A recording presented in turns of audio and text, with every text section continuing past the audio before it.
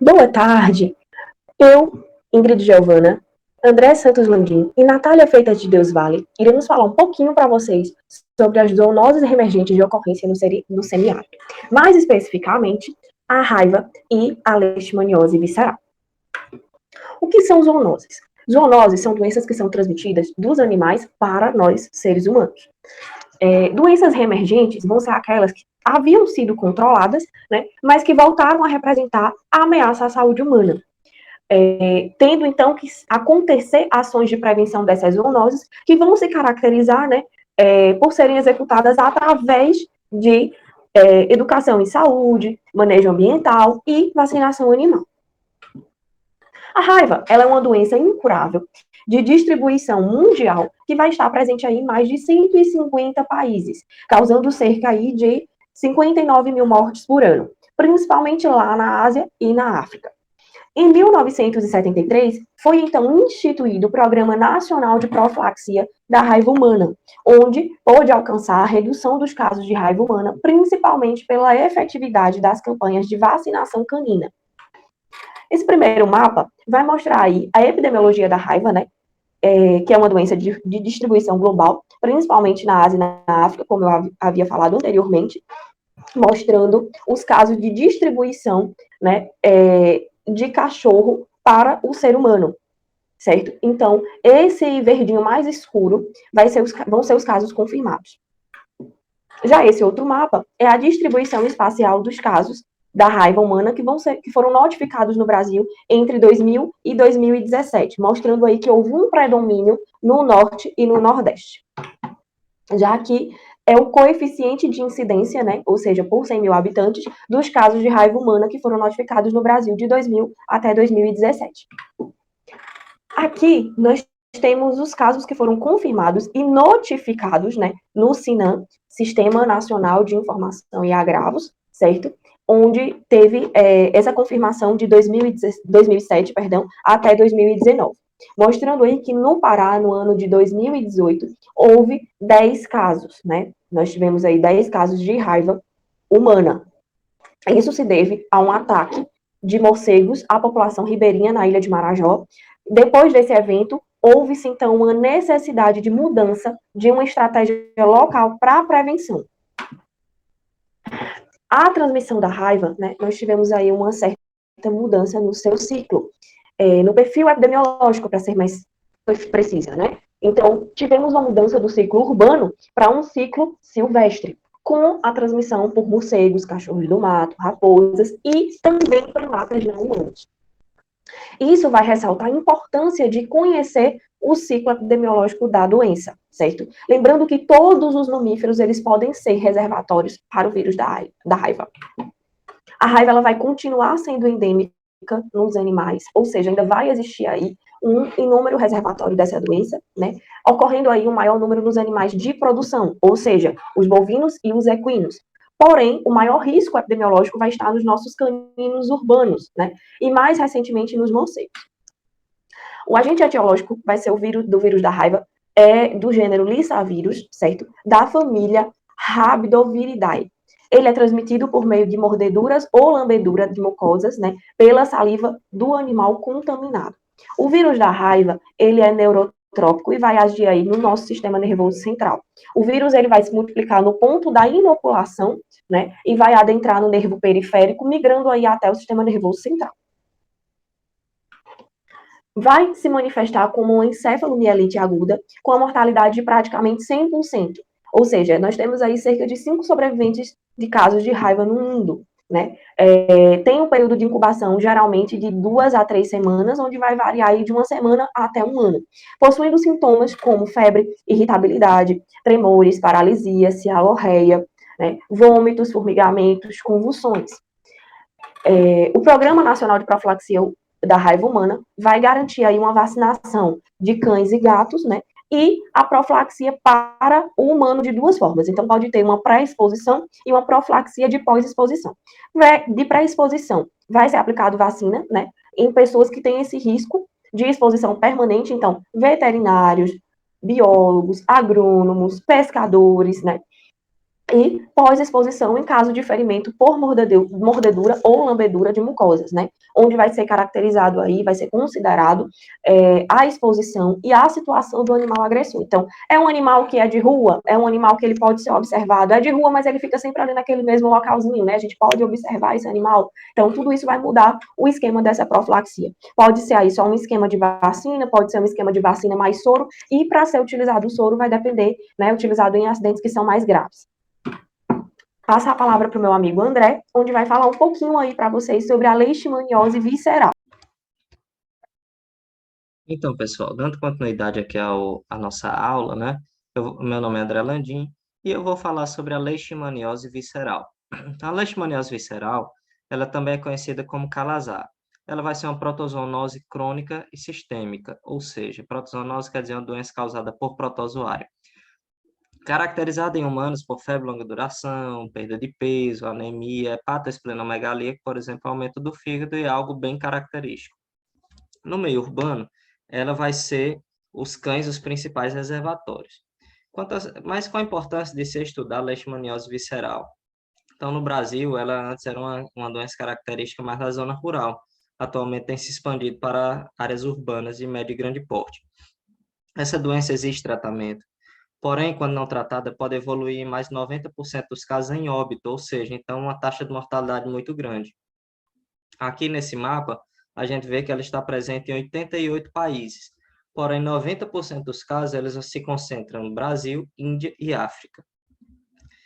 Segundo o Ministério da Saúde, né, os anos de 84 a 2002, foi somado aqui no Brasil mais de 48 mil casos. Nos últimos 10 anos, a média anual de casos no país é de 3 mil, mais de 3 mil casos por ano, e a incidência de 2 casos a cada 100 mil habitantes. Contextualizando mais para a realidade local, né?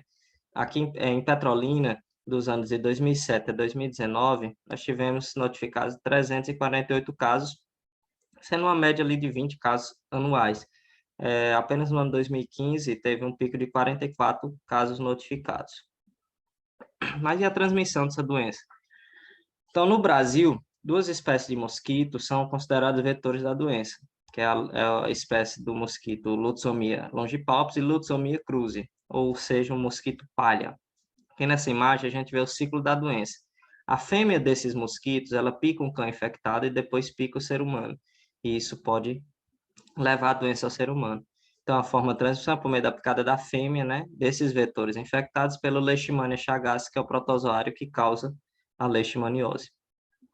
E como são as manifestações clínicas, né? Ela manifesta mais frequente em crianças menores de 10 anos de idade, né? Então, 54% dos casos. Geralmente, por essas crianças têm uma imaturidade imunológica celular baixa, né? Então, o sistema de defesa ainda não tão formado, e também questões sociais, como elevado índice de desnutrição.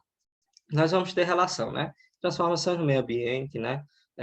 Invasão às florestas, por exemplo, desmatamento. Processo migratório, aquele fluxo de pessoas, né? Indo atrás de emprego, por exemplo, em grandes centros. Desigualdades sociais, falta de saneamento básico, secas periódicas, então isso tudo influencia. Nós temos aqui nessa imagem duas crianças, né, com o abdômen dilatado, geralmente por causa da hepatosplenomegalia, né, aumento do fígado, e é a característica da leishmaniose. E aí nós temos a questão das profilaxias, né? O papel importante da vigilância epidemiológica. Primeiro, para identificar os locais de transmissão, monitorar a dispersão do vetor, diagnóstico e tratamento adequado, que é importante, investigação dos óbitos dos animais, dos cachorros, monitorar a tendência da endemia, né? Ver a situação epidemiológica do local, monitorar os eventos adversos no tratamento e avaliar os impactos das ações de controle. Aqui tem, por exemplo, monitoramento da dispersão do vetor, né? Papel da vigilância epidemiológica, monitorar ali com um tipo de armadilha de coleta de mosquito, para saber se os mosquitos possuem o protozoário. E as medidas preventivas, né? Proteção individual, né? A pessoa usar mosquiteiro, tela, repelente. Saneamento ambiental, isso já envolve poder público, limpeza de terreno para reduzir os criadores de mosquito. Controle da população canina, já entra uma polêmica, questão da eutanásia. Vacina canina, né? E coleiras com inseticidas. E o controle do vetor, né?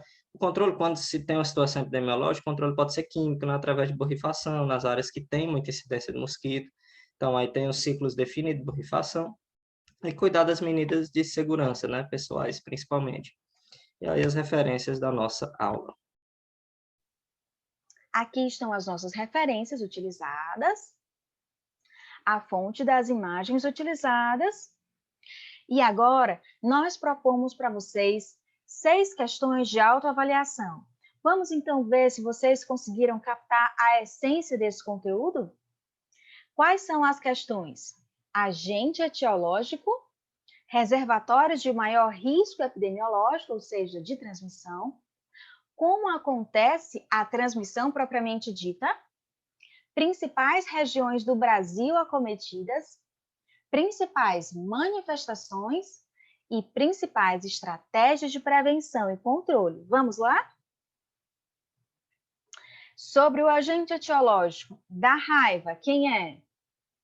O vírus da raiva humana, da família Rhabdoviridae, e do calazar, o protozoário Leishmania chagas.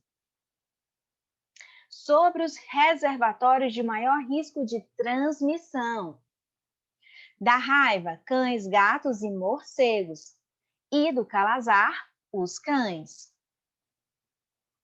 E como acontece a transmissão? Da raiva, pela mordedura e lambedura de mucosas, não esqueça disso.